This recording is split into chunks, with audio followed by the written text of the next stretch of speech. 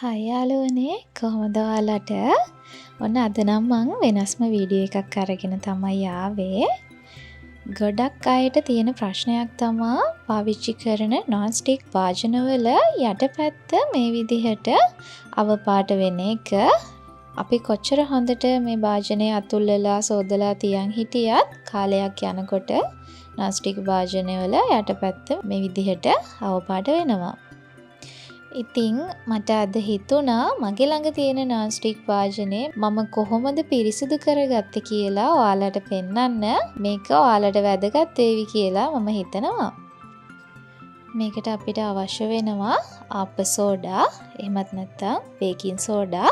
ඕනම සුපිරි වෙළඳ සැලකින් ගන්න පුළුවන්. ඒ වගේම ග්‍රොසරි ෂොප් වලත් ගන්න තියෙනවා. ඒ වගේම මේකට ලුණු ස්වල්පයක් අවශ්‍ය වෙනවා. තව මම මේකට විනාකිරි පාවිච්චි කරනවා. ඔයාලා ළඟ විනාකිරි නැතිනම් ඔයාලට පුළුවන් දෙහියොෂ විනාකිරි වෙනුවට පාවිච්චි කරන්න.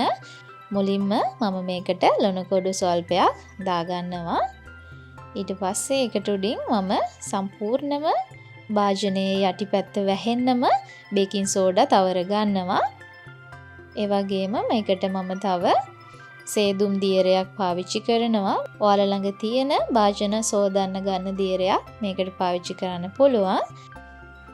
මම දැන් මේකට විනාකිරි දියර වලින් ස්වල්පයක් භාජනයේ උඩට දාගන්නවා. මම මෙතනදී විනාකිරි ටික බිමට බේරෙන නිසා ටිෂු එකකින් මේක කවර් කරගන්නවා. මේ විදිහට කවර් කරලා මම විනාඩි 20ක් වගේ තියලා තියෙනවා. විනාඩි 20කට විතර පස්සේ මම ටිෂු එක අයින් කරලා මේ වගේ බ්‍රෂ් එකකින් අතුල්ලා ගන්නවා.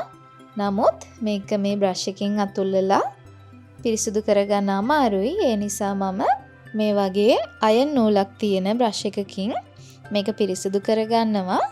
මගේ ළඟ තියෙන non stick භාජනයේ මාබල් කෝටින් එකක් තියෙන non stick එකක් නිසා හීරෙන ප්‍රමාණය ටිකක් අඩුයි. නමුත් පරිස්සමින් ඇලුමිනියම් කොටසේ විතරක් මම මේ බ්‍රෂ් එකකින් මේ විදිහට හොඳට අත තද කරලා අතුල්ල ගන්නවා.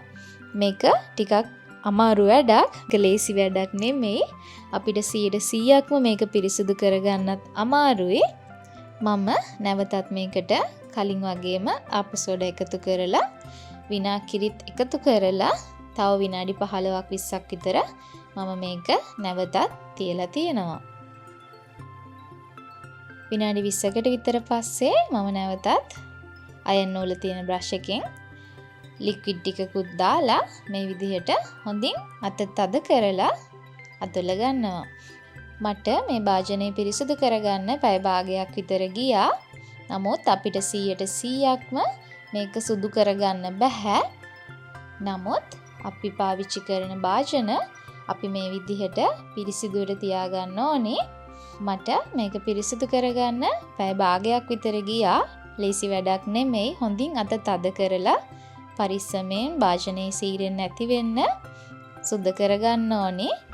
ඉතින් මේ තියෙන්නේ පැය භාගයක් විතර අතින් තද කරලා අතුල්ලපු භාජනයේ අන්තිමේට ලස්සන වුණ විදිහ. ඔයාලට මේ වීඩියෝ එක ගොඩක් වැදගත් වේවි කියලා මම හිතනවා. දිගටම මගේ channel එකත් එක්ක එකතු වෙලා ඉන්න. channel එක subscribe කරන්නත් අමතක කරන්න එපා.